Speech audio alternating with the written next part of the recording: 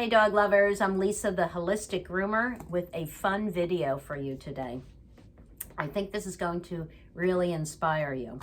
Now, have you ever tried telepathic animal communication? Or are you one of those people who thinks that's only for, a few gifted psychics out there and I can never do it? Well, I'm here to tell you that anybody can do it, and yes, you can do it. And what I learned early on in my animal communication practice was that a lot of animal communicators, especially when they're learning, use cards to help them get messages. So I did a lot of testing of tarot cards and different oracle decks, and it wasn't until I discovered the Petit Lenormand. Okay, it's called Lenormand here in the U.S. We just call it the Lenormand cards. But as soon as I discovered the Petit Lenormand, I said, oh my gosh, these cards are perfect. And I started using them in my animal communication practice. And lo and behold, before long, I wrote a book. Yes, this is by me, okay, the Petit Lenormand Oracle. And then I wrote a second book on the Petit Lenormand. This is on the Grand Tableau, the method of distance, the original method used to interpret Grand Tableaus. And then I went on to write the first book in English on the Grand Jeu Lenormand. Now notice these are different cards, so this is a different system, okay? But those are the three books I wrote once I became obsessed with these cards. All right. So, having said that, I want to tell you that this book, the first book, the Petit Lenormand Oracle, has a chapter on animal communication, all right? So, using that book, you will be able to do this. And I am going to link the book and where to get an inexpensive deck of the cards in the description box below, as well as a link to my other YouTube channel, which is Lisa Loves Lenormand. And it's all educational videos, and there are videos on animal communication in that on that channel. And but you can learn how to use these cards for divination and whatever else you want to do, fortune telling, whatever your game is. And yeah, you can learn it all by watching all of the videos on that other channel. I will also put a link to my Facebook group, the Lisa Loves Lenormand Facebook group. It's a study group. Okay, so having said all of that, I asked the cards a question the other day for my little Jack Russell mix, Oliver. And the question I asked was, what is the most important thing for me to understand about Oliver to help him with his fear of being handled by humans? All right, so what I did is I shuffled the deck as I focused on that question, and this is all explained in this book, how to do all of this. And I drew, can you see that? I drew the mice, the book, and the moon. Okay, now I'll hold this, I'll hold this back up for you.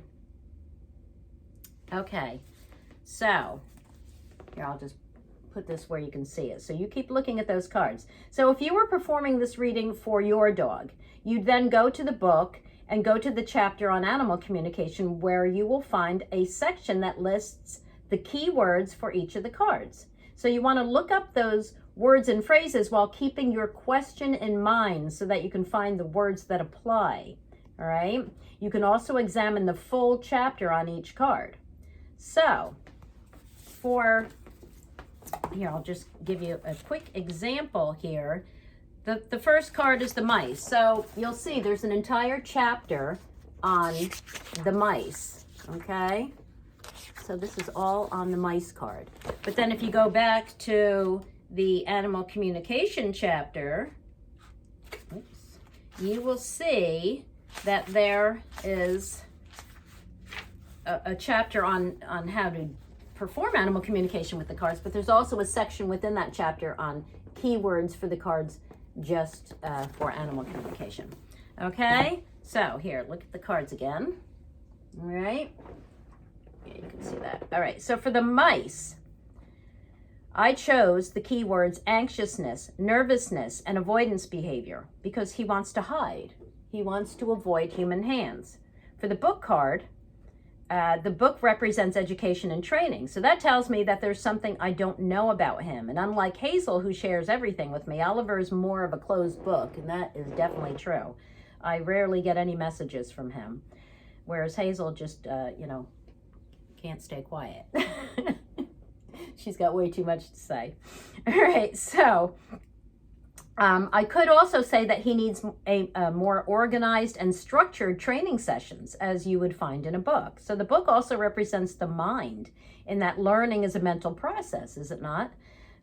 So this spread rules out physical health conditions and tells me that through teaching, I can shape the way he thinks about animal husbandry procedures.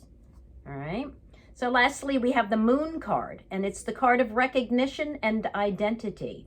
So Ollie has low self-esteem, and I need to recognize his fears and treat him more gently and slowly nibble away at the issue. Now that right there, I said slowly nibble away. My mind is taking in all three of these cards, and I go back to the mice for that one. That's a common meaning of the mice card, is to nibble away at something. All right. And I need to take things one chapter at a time, right? So that's there again, that goes back to the book card. The moon can also represent one who wants to be honored, one who craves praise. So I must remember to provide consistent praise and feedback whenever handling him. And I know that my fellow groomers out there know that, yeah, we praise the dog, but then we get working, and, when you work 8 hours a day or whatever doing something, you sometimes you're lost in thought and all of that, and you kind of forget that you're working with a living, breathing animal who needs to have a connection with you. So you have to maintain that connection. All right. So to sum up, I can nibble away at his lessons, recognizing who he is at his very core. He's a naturally anxious dog. He's an individual, nothing like his sister Hazel. So I must remind myself to treat him like a little frightened mouse that is backed into a corner and teach him to relax one chapter at a time, right? There you go. So there's a sample of an animal communication reading by just drawing 3 little Lenormand cards. How simple is that?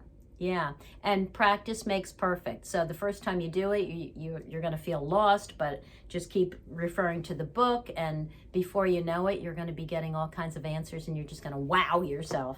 So, yeah, so that's it for this video. If you haven't already done so, please subscribe to the video, or to the channel rather. Yeah, go ahead and like the video and subscribe to the channel, because I will be adding videos weekly.